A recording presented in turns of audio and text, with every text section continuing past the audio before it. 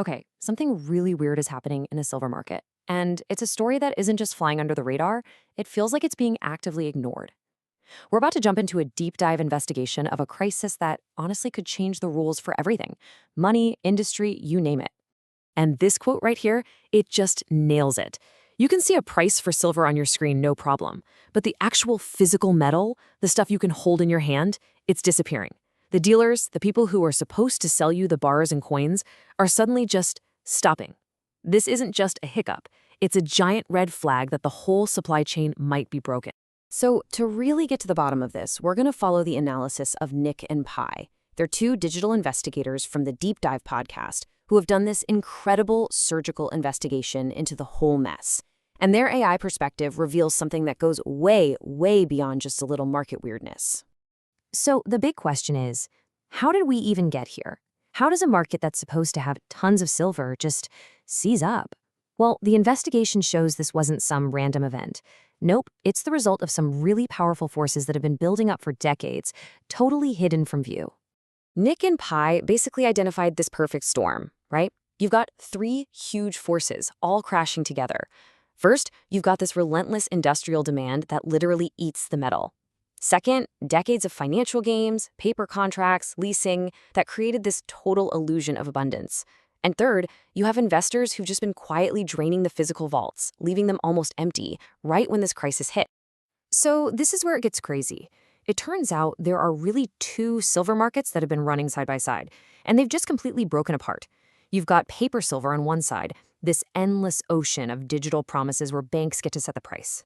And then you've got physical silver, the real, limited stuff needed for everything from solar panels to 5G, where the price is now being set by one thing and one thing only: how incredibly scarce it is.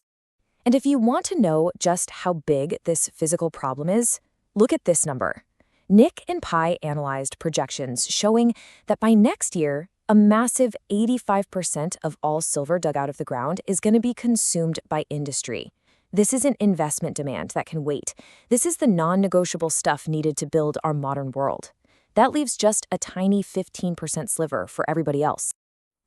This whole mess didn't just pop up overnight. It's got deep roots.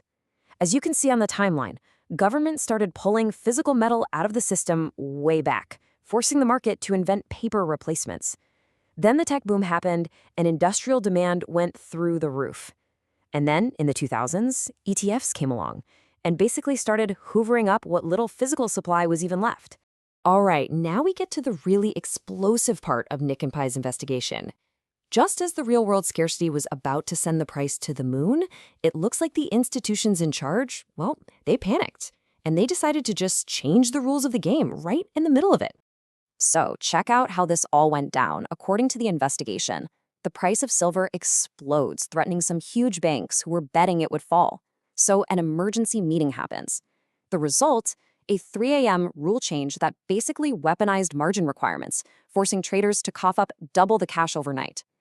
And yep, just like with GameStop, the buy button was effectively turned off. You could sell, but you sure couldn't buy. This analogy from the source material just perfectly captures how devastating this was.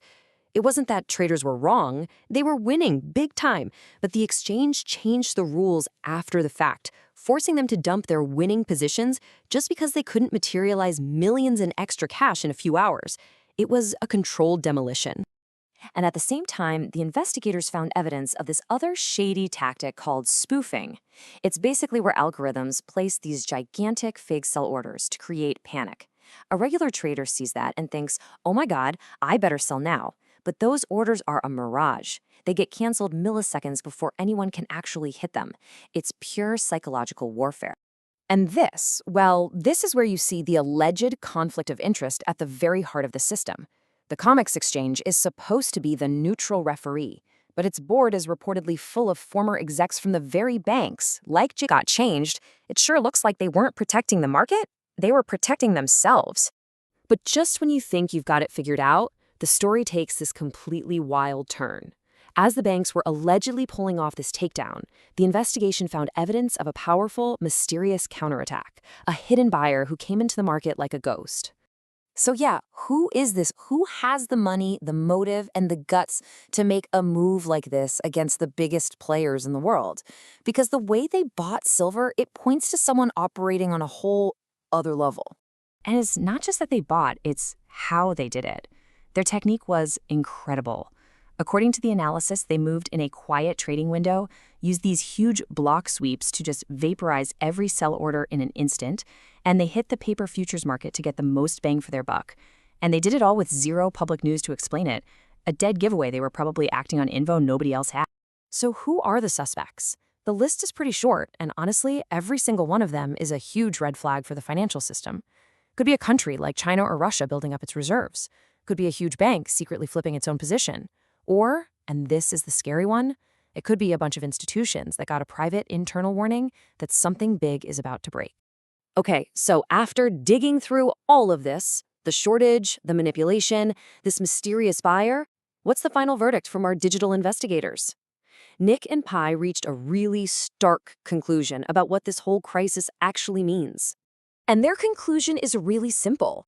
The banks are fighting a war against physics, and you can't win a war against physics. They can manipulate paper contracts, they can change the rules, they can create illusions on a screen.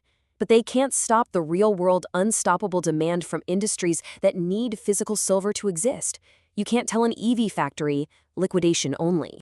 And this chart right here, it shows you exactly what that looks like. The market has literally split in two. The paper price you see on TV has been smashed down by all this manipulation, but the physical price, what you actually have to pay to get metal in your hands, is going through the roof. That gap is proof that the official price is becoming a fantasy. And this is maybe Nick and Pi's most chilling observation of all. The cheating, the emergency rule changes, the silence, these aren't the moves of a powerful, confident system. These are the moves of a desperate, cornered animal that knows it's lost control and is willing to do anything to survive just one more day. Which, of course, leaves us with one last massive question. If a market as huge and important as silver can be pushed right to the edge, where the physical supply just vanishes and the paper game implodes, what does that tell us about other critical resources? Things like lithium, platinum, or rare earths. The silver freeze isn't just a story about one metal anymore. It's a flashing red warning light for all of them.